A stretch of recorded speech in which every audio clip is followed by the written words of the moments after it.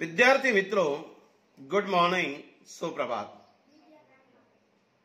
कक्षा 9वीं पाठ क्रमांक 5 जूलिया, इसके बारे में हम चर्चा कर रहे थे। पार्ट 1 हमने कंप्लीट कर लिया था। जूलिया लेखक अंतोन चेखव, इसके पार्ट 2 के बारे में हम चर्चा करेंगे। थोड़ी सी पुनरावृत्ति में कर रहा हूं। जूलिया एक सेविका का नाम है। वाल्सी द्वेदना गृहस्वामी और जूलिया के अंदर संवाद चल रहा है। इस एकांकी में जूलिया के अंदर होने वाला दब्बूपन, जो डर है, ये निकालना गृहस्वामी का सबसे बड़ा मकसद है। लेखक अंतोन चेखव, इन्होंने ये बात इसमें व्यक्त की है कि हमारे अंदर दब्बूपन है, उसको हमें त्यागना चाहिए। अपने अधिकार, अपने न्याय के लिए हमेशा तैयार रहना चाहिए, लड़ना चाहिए। अपने हक को हमें प्राप्त कर कर रहना ही चाहिए। पहले हिस्से में हमने देखा था जूलिया और गृहस्वामी, इनमें संवाद चल रहा है। इनके दो बच्चे, एक है कोल्या और एक है वान्या। इनको पढ़ाने के लिए, इनकी देखभाल करने के लिए जूलिया को घर में रखा हुआ है। गृहस्वामी कहते हैं कि आपको तनख्वाह की जरूरत होगी और आप जो है तो मांगोगी नहीं, खुद ही मैं तुम्हें पैसा देना चाहता हूं। गृहस्वामी कहते हैं कि 2 महीने आपको हो चुके हैं। जूलिया कहती नहीं मालिक, 2 महीने 5 दिन, वहां में तफावत मिलती। मालिक कहते कि तुम्हारे 30 दिन हो गए। 2 महीने मतलब 30 दिन, 30 दूना 60 दिन हो चुके हैं। तो जूलिया कहती नहीं, 2 महीने 5 दिन मतलब 65 दिन। मालिक कहते कि हर महीने के 30 रुपए तय हुए थे। जूलिया कहते नहीं मालिक, 40 रुपए। लेकिन हर वक्त मालिक गृहस्वामी उन्हें डायरी दिखाता है। जूलिया उसे मान भी लेती है। लेकिन ये पूरे पैसे तब मिलेंगे जब आपने कोई छुट्टी ना की हो। तो 2 महीने में 9 इतवार चले गए। 3 दिन उन्होंने छुट्टी ली थी, हो गए 12 दिन। 4 दिन केवल वान्या को पढ़ाया, कोल्या बीमार था, और वान्या को पढ़ाया और कोल्या बीमार था। इसीलिए वो 4 दिन के भी आपको कोई रुपए नहीं मिलेंगे। 3 दिन आपके दांतों में दर्द था। पत्नी ने दोपहर बाद तुम्हें छुट्टी दे दी थी, मतलब 4 और 3 7, 12 और 7 19 दिन तुम्हारा नागा हो चुका, छुट्टी हो चुकी है। तो जूलिया 60 में से 19 घटाने के बाद केवल आपके 41 दिन बचते हैं। 41 रुपए जो है, ठीक है ना? गृहस्वामी कह रहे। जूलिया कह रही, रुआसी हो जाती है रोते स्वर में। जी हां। गृहस्वामी डायरी के पन्ने उलटते हुए कहते, हां याद आया, 1 जनवरी को तुमने चाय की प्लेट और प्याली तोड़ी थी। 1 जनवरी को आपने क्या किया था? चाय की प्लेट और प्याली तोड़ दी थी। चाय की प्लेट और प्याली तोड़ दी थी। प्याली बहुत कीमती थी, मगर मेरे भाग्य में, मेरे किस्मत में तो हमेशा नुकसान उठाना ही है ना। बदा है ना, लिखा है ना। मैंने जिसका भला करना चाहा उसने मुझे नुकसान ही पहुंचाने में कोई कसर का अर्थ होता है कमी नहीं छोड़ी। खैर, मेरा भाग्य। हां तो मैं प्याली आपने तोड़ दी थी, उसके मैं 2 रुपए ही काटूंगा। 41 रुपए रह गए थे, प्याली तोड़ दी थी, उसके 2 रुपए काटूंगा। अब देखो, उस दिन तुमने ध्यान नहीं दिया और वहां किसी टहनी की खरोच लगने से बच्चे को घुमाने ले जा रही होगी। मालिक कह रहे कि आपने बिल्कुल ध्यान नहीं दिया, जो पेड़ की जो टहनी है, शाखा है, उसकी खरोच लगने से मेरे बच्चे की जैकेट फट गई। अभी जैकेट फट गई, 10 रुपल उसके गए। जो जैकेट है वो जैकेट फट गई, उसके 10 रुपल गए। लो, इसी तरह तुम्हारी लापरवाही की वजह से घर की सफाई करने वाली नौकरानी मारिया, ये जो नौकरानी थी जिसका नाम था मारिया, मारिया ने वान्या के नए जूते चुरा लिए। लो, इसमें जूलिया की क्या गलती? चुराने वाली घर की नौकरानी मारिया, टहनी की खरोच से जैकेट फट गया, इसमें जूलिया की कोई गलती नहीं। फिर भी मालिक उसे कह रहा है कि तुम्हारी ध्यान न होने से मेरे बच्चे की जैकेट फट गई, उसके 10 रुपल तो मैं काटूंगा ही, और नौकरानी मेरे बच्चे की नए जूते चुरा लिए। जूलिया कह रहे, मालिक कह रहे जूलिया को, रुक कर, तुम मेरी बात सुन भी रही हो या नहीं सुन रही हो? जूलिया कह रही, मुश्किल से अपनी रुलाई रोकते हुए, वो तो रो रही है। अरे रोने से बेहतरीन है उनके बातों का जवाब देना कि मालिक इसमें मेरी क्या गलती है, मैंने जानबूझकर तो जैकेट नहीं फाड़ी। मारिया ने जूते चुराए तो जूतों की कीमत जो है मारिया से वसूल कीजिए, इसमें मेरी क्या गलती? लेकिन वो रो रही है। सुन रही हूं, हाँ ठीक है। अब देखो भाई, तुम्हारा काम बच्चों को पढ़ाना, उनकी देखभाल करना है, तुम्हें इसी के तो पैसे मिलते हैं। तुम अपने काम में ढील दोगी, अपने काम में कभी तुम ढील दोगी, लापरवाही करोगी तो पैसे कटेंगे या नहीं?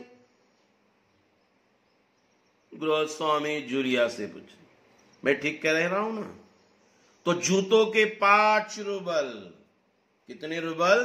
5 रुपल और कट गए। और हां, 10 जनवरी को मैंने तुम्हें 10 रुपल दिए थे।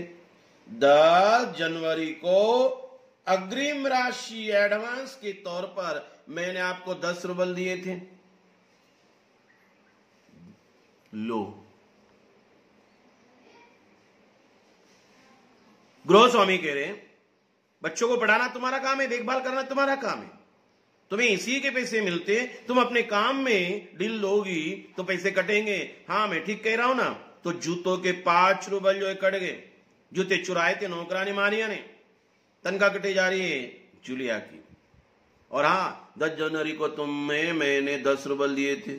जूलिया लगभग रोते हुए, जी नहीं, आपने कुछ नहीं। आगे नहीं कह पाती जूलिया, इतने दब्बूपन उसके अंदर दिखाई देता है। अरे क्या मैं झूठ बोल रहा हूं? मैं डायरी में हर चीज नोट कर लेता हूं, हर वक्त डायरी के पन्ने लिखा है। तुम्हें यकीन न हो तो दिखाओ डायरी, तुम्हें यकीन न हो, यकीन इन्हें विश्वास न हो तो मैं आपको डायरी दिखाऊं?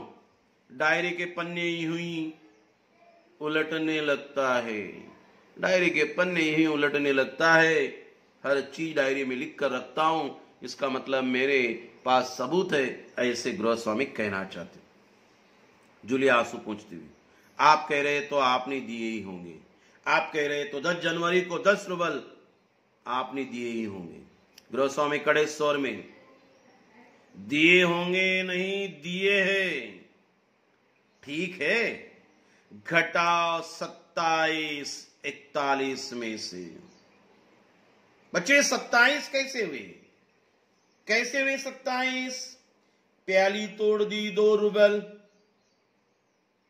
जैकेट पड़ गई 10 रुपल, नौकर मारिया ने जूते चुराए उसके 5 रुपल, 10 जनवरी को अग्रिम एडवांस में दिए थे 10 रुपल, तो प्याली के 2, जैकेट के 10 12, मारिया ने जूते चुराए उसके 5, 12 और 5 17, 10 जनवरी को एडवांस में दिए, कितने हो गए?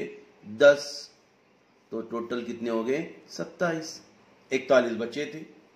41 में से 27 गए, तो ठीक है, घटाओ 27 41 में से,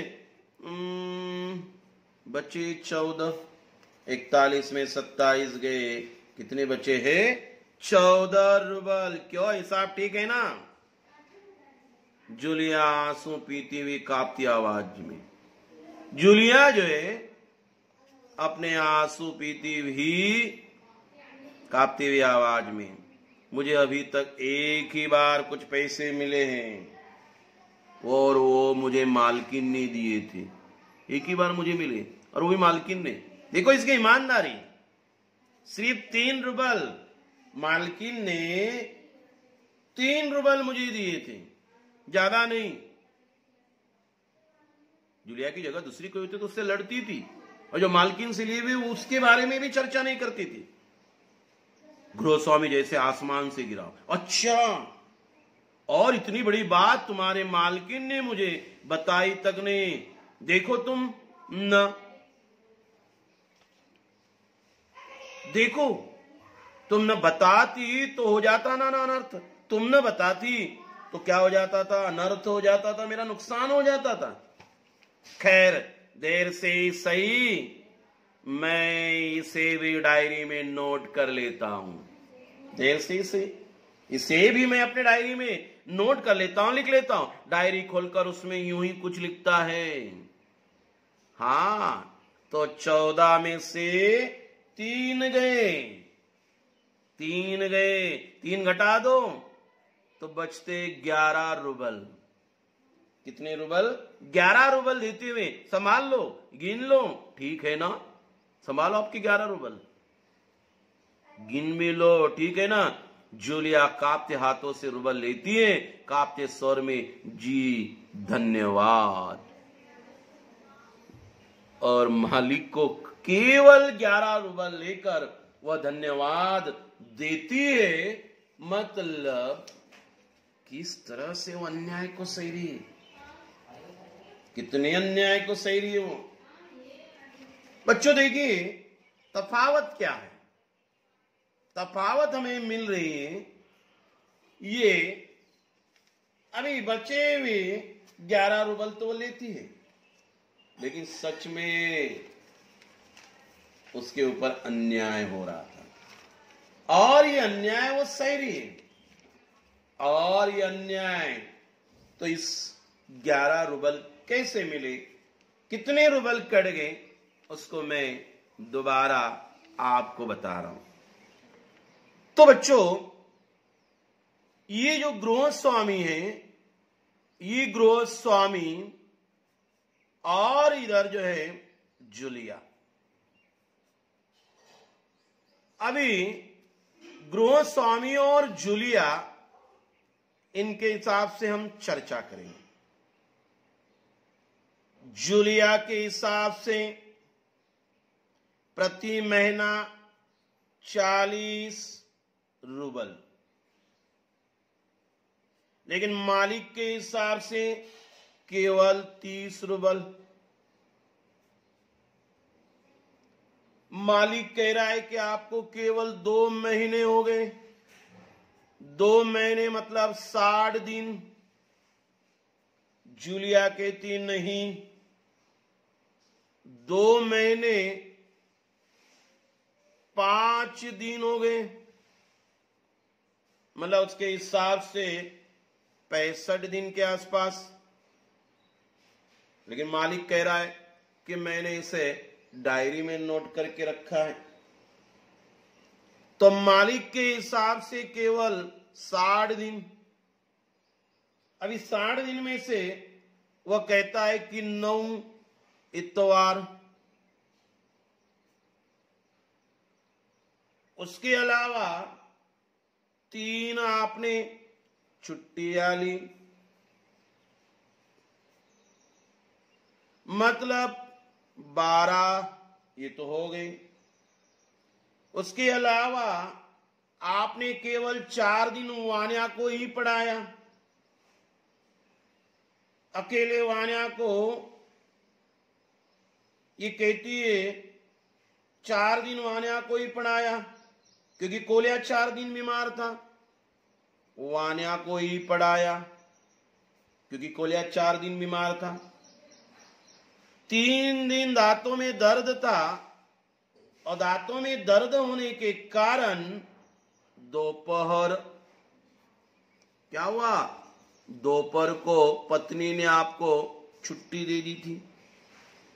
मतलब टोटल जो हो चुके हैं ये 7 इसमें और मिला दीजिए, मतलब 19 दिन, और इस 19 दिन और आपके तो केवल 60 दिन है, 60 में से 19 महीने घटा दिए तो 41 दिन आपके बचते हैं। फिर भी उसे 41 दिन का हिसाब नहीं दिया जा रहा है। 41 के अलावा आपने प्याली तोड़ दी थी, उसके 2 रुबल, जैकेट जो है वह फट गया था, उसके 10 रुबल मैंने माइनस कर दिए। नौकरानी जो मारिया है, इस मारिया ने क्या किया था, जूते चुराए थे, उसके 5 रुबल चले गए। 10 जनवरी जो है, इस 10 जनवरी को मैंने आपको अग्रिम एडवांस में 10 दिए थे, मतलब आपके तो ये 27 हो रहे, 27 रुबल। पहले तो आपके 41 बचे थे, उसमें से 27 आपके घटा दीजिए, और ये 27 रुबल जाने के बाद केवल आपके 14 बचते। लेकिन फिर भी यहां वो रुके नहीं, वो कहती है कि मालकिन ने मुझे 10 नहीं, केवल 3 रुबल जो है अग्रिम दिए थे, मैंने ले लिए थे। अच्छा हुआ, यह अनर्थ टल गया, मुझे तो पता ही नहीं। तो 14 में से 3 चले जाते हैं तो आपको केवल 11 रुबल बचते। तो ये 11 रुबल जो है, ये 11 रुबल स्वामी जुलिया के हाथों में देते हैं। इन लो, ठीक है ना। जुलिया केरी कांपते हाथों से रुबल लेती है, कांपते स्वर में, जी धन्यवाद। गृहस्वामी अपनी मूल उद्देश्य की ओर आते। गृहस्वामी अपना गुस्सा नहीं संभाल पाता, ऊंचे स्वर में लगभग चिल्लाते हुए, तुम मुझे धन्यवाद दे रहे हो जुलिया, जबकि तुम अच्छी तरह जानती हो कि मैंने तुम्हें ठग लिया है, तुम्हें मैंने धोखा दिया है, तुम्हें धोखा दिया है, तुम्हारे पैसे मैंने हड़प लिए, और तुम इसके बावजूद मुझे धन्यवाद दे रही हो। गुस्से में आवाज गृहस्वामी की कांपने लगती है। गृहस्वामी को जूलिया के अंदर का दब्बूपन निकालना है, जो डर बैठा हुआ है उसे निकालना है। इसके लिए गृहस्वामी ने इस प्रकार का व्यवहार किसके साथ किया है, जूलिया के साथ किया है। तो क्या कहते, कांपने लगा। जूलिया, जी मालिक, जी हाँ मालिक। गृहस्वामी गुस्से में तुतलाने लगता है, जुबान उसकी तुतलाने लगती है, जी हाँ मालिक, जी हाँ मालिक, क्यों जी हाँ मालिक, क्यों जी हाँ मालिक कह रही हूं। जूलिया डर जाती है भयभीत स्वर में, क्योंकि इससे में पहले मैंने जहां काम किया उन लोगों ने तो मुझे 1 पैसा तक नहीं दिया, आपने तो मुझे कुछ तो दे रहे, कम से कम 11 रुबल तो आप मुझे दे रहे। जूलिया गृहस्वामी से कहती है। गृहस्वामी क्रोध के कारण कांपते उत्तेजित स्वर में, क्रोध आ रहा है उसे, उन लोगों ने तुम्हें 1 पैसा तक नहीं दिया जूलिया, 1 पैसा तक नहीं दिया। मुझे यह बात जानकर जरा भी आश्चर्य नहीं हो रहा है। स्वर धीमा कर, जूलिया मुझे इस बात के लिए माफ कर देना कि मैंने तुम्हारे साथ एक छोटा सा क्रूर मजाक किया है, पर मैं तुम्हें सबक सिखाना चाहता था। यह मजाक मैंने इसके लिए किया है कि तुम्हें मैं कुछ ना कुछ सिखाऊं, अच्छा खासा सबक सिखाऊं। मैं आपको एक सबक सिखाना चाहता था, पाठ पढ़ाना चाहता था। देखो जूलिया, मैं तुम्हारा 1 पैसा नहीं मारूंगा, 1 पैसा भी मैं नहीं हड़पाऊंगा, सारे के सारे पैसे आपको दूंगा। जेब से निकाल कर ये तुम्हारे 80 रुबल, 40 रुबल महीने के हिसाब से 80 रुबल मैं अभी इन्हें तुम्हें दूंगा। लेकिन इससे पहले मैं तुमसे कुछ पूछना चाहूंगा जूलिया। क्या ये जरूरी है कि इंसान भला कहलाने के लिए, भला इंसान कहलाने के लिए, अच्छा कहलाने के लिए इतना दब्बू, इतना भीरू, भीरू इन्हें डरपोक और बोधा बन जाए, बोधा इन्हें मूर्ख सुस्त बन जाए कि उसके साथ जो अन्याय हो रहा है, उसके साथ जो अन्याय हो रहा है उसका विरोध तक न करे, बस खामोश रहे। सारी ज्यादतियां, इन जो जबरदस्तियां हो रही है उसको सहता जाए। नहीं जूलिया नहीं, इस तरह खामोश रहने से काम नहीं चलेगा। अपने को बचाए रखने के लिए तुम्हें इस कठोर, क्रूर, निर्मम, निर्मम यानी निर्दय, हृदयहीन, जिसके अंदर हृदय नहीं, ऐसे संसार से लड़ना होगा जूलिया। अपने दांतों और पंजों के साथ, पूरी ताकत के साथ लड़ना होगा, पूरी शक्ति के साथ। मत भूलो जूलिया, इस संसार में दब्बू, रीढ़ रहित, बिना बैकबोन, रीढ़ की हड्डी होती है, रीढ़ रहित लोगों के लिए कोई स्थान नहीं। जो हमेशा दूसरों के सामने झुक जाता है, जिसकी रीढ़ की हड्डी टूट चुकी हुई है, ऐसे लोगों के लिए इस दुनिया में कोई स्थान नहीं, कोई जगह नहीं, कोई स्थान नहीं। इसका अर्थ यह हुआ, गृहस्वामी ने जूलिया को सबक सिखाया। जूलिया के साथ जो छोटा सा उन्होंने क्रूर मजाक किया, वो जूलिया के अंदर होने वाला दब्बूपन, जो उसके अंदर का डर है, वो डर निकालने के लिए गृहस्वामी ने एक कार्य किया। सच में कभी हम देखते हैं कि समाज में ऐसे लोगों के लिए कोई स्थान नहीं है। जो ऐसे लोग होते हैं, समाज उससे ठगाता है, ठगता है, धोखा करता है, उसके हक को देता नहीं। तो ऐसे लोगों ने अपने हक के लिए लड़ना चाहिए। समय समय आएगा तो अपने अन्याय होने वाले जो स्थिति है उसका विरोध करना चाहिए। यही बात लेखक ने इस पाठ के माध्यम से बताई है। उम्मीद कर रहा हूं कि बच्चों ये आपको समझ में आया होगा। धन्यवाद।